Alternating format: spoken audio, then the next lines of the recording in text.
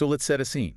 You're running a live feed in say, a huge convention center. Yeah. Or maybe a stadium control room. Right? You've got this perfect, pristine 4K source signal right here. Right. But the display is hundreds of feet away. A long way away. And, if you try to bridge that kind of gap with a standard copper HDMI cable, you're asking for a sparkle fest. Or worse, signal dropouts, a black screen. It's that classic copper cliff. The copper cliff. Yeah, physics is pretty unforgiving. I mean, once you push past that, 50-foot mark or so, Yeah. resistance and interference Right. they chew that signal up. Which brings us to the hardware we're looking at today.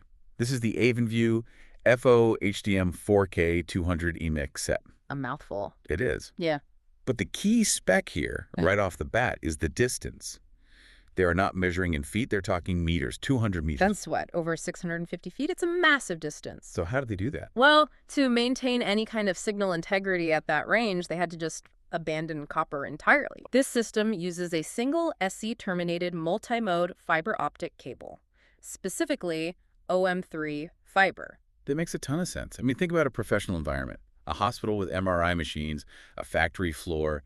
EMI is the enemy. It's everywhere. And copper basically acts like an antenna for all that interference. But fiber, Jess. Ignores it. Light doesn't care about electromagnetic noise. But it's not just about protection, it's about raw throughput. Bandwidth. Exactly. To get a true 4K signal across that kind of distance, you need the bandwidth. This system is pushing 18 gigabits per second. And that 18 GBPs number, that's really the holy grail for HDMI 2.0, isn't it? Because a lot of so-called 4K extenders, they cap out lower. Oh, yeah. They compress the image, they drop color data. Chroma subsampling. You see it all the time. They just toss out color information to save bandwidth. This Avenview unit, though, it maintains the full 5.4 GBPs per lane. So you're getting full 4K. Full 4K at 49.6 by 2160, 60 hertz, UHD, 3D, all of it, without crushing the data. So the image is pixel perfect at the other end. But we both know the image is like half the battle. The real headache in long-distance AV is always the handshake. The source and the display have to agree, or nothing happens. This is where that real EDID feature is so critical. A lot of extenders, they use EDID emulation. They basically fake a handshake. And that works until it doesn't. Right. Suddenly the source thinks the display is 1080p when it's actually 4K, or the other way around. And you're stuck troubleshooting a blank screen 5 minutes before the show starts. Nightmare stuff. This system transmits the actual ED data from the display all the way back to the source. It's a completely transparent link. And it handles HDCP and SCDC. Yes, the status and control data channel. For HDMI 2.0, SCDC is it's non-negotiable. It lets the source and the sync synchronize data rates. It's the traffic cop for the data. That's a good way to put it. Without that scrambling function, high bandwidth signals just fall apart. Okay, let's look at the physical boxes. The sender and receiver units. For doing all this heavy lifting, they're shockingly small. They are tiny. What, about 114 by 25 millimeters? Something like that. The form factor is all about integration. You can rack mount them, sure, but they're small enough you could zip tie one behind a monitor. Or tuck it inside a podium, which really fits the use case, right? High-end, smart home, corporate boardroom.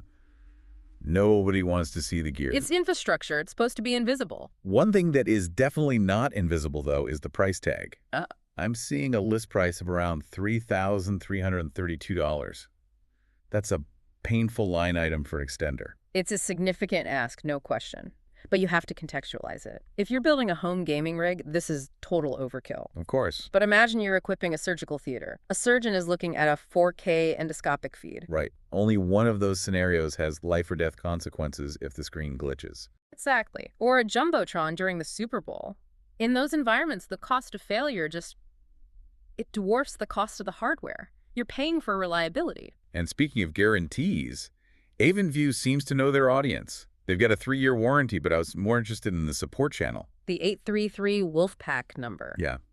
Telephone, chat, text, and fax. Fax, it sounds archaic, I know. But in some secure facilities or, legacy industrial sectors, fax is still a primary tool. It shows they get it. It's a reminder that you're not just buying a gadget. You're buying a support contract.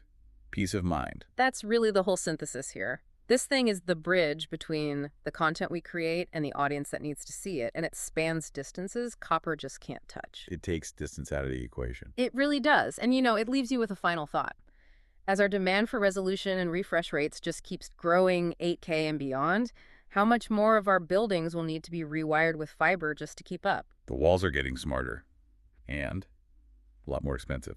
That's it for this deep dive. Thanks for listening.